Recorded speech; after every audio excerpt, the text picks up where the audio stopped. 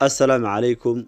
Waqtiyada ka mid ah ayaa nin beeraley ah oo ku nool waddanka Bangladesh doona inuu beertiisa qoto waqtigii guga.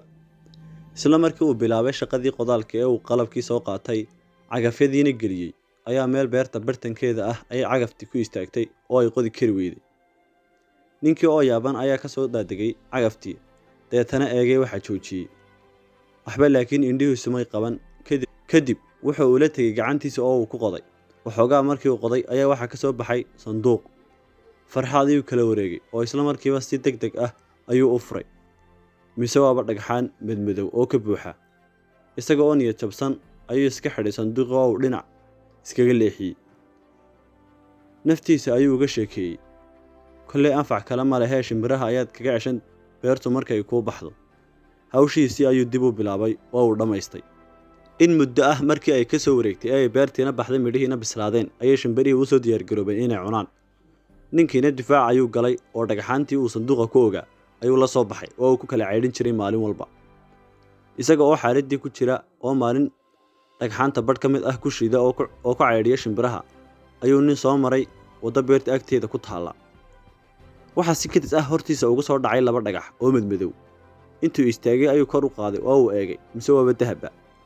Ninkani waxa uu ahaa nin dahable ah oo ka ganacsada dhagxaanta macdanta ah sida dahabka, diamond-ka iyo wixii la mid ah.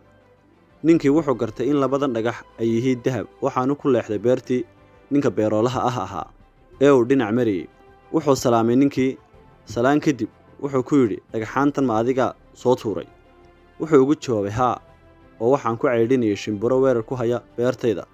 Intuu dhoola cadeeyay ayuu ku yidhi, xabadiiba iga sii lacag dhan $5,000. Intuu qoslay ninkii beeraleyda ahaa ayuu si kaftan lah u yidhi, maya, isaga oo moodaya inuu ninkani la kaftamayo. Ninkiibaa jeebada ka soo saaray $100,000 oo midkiiba wuxuu kaga iibsaday $50,000. Wuxuuna u sheegay inay labadan dhagax yihiin dahab. Isla markii uu intaas u sheegay ayuu oohin qabsaday oo yidhi, sanduuq dhan ayaan haystay laakiin waxaan ku kala filqiyay 4 jiho aniga oo shimbire ku ceydhinaya. Labadan oo kaliya ayaa soo hadhay. Haddii uu maanta sanduuqii buuxa haysan lahaa intee leeg oo lacag ayuu haysan lahaa. Run ahaantii ilbiriqsi kasta oo ka mid ah waqtigeenu waa mid qiimo weyn inoogu fadhiya. Maanta waxaynu inteena badan waqtiga ku luminaa wax aan inaafacayn, laakiin maalintii qiyaamo ayaynu ogaan doonaa qiimaha waqtiga. Haddaynu maanta ka faa'iideysan weyno oo aynu fahmi weyno, iminka ayaynu haysanaa fursadda aynu kaga faa'iideysan lahayn waqtigeena ee aynu maarayno wax wanaagsan ku qabsano oo ina anfacayo if iyo aakhiraba.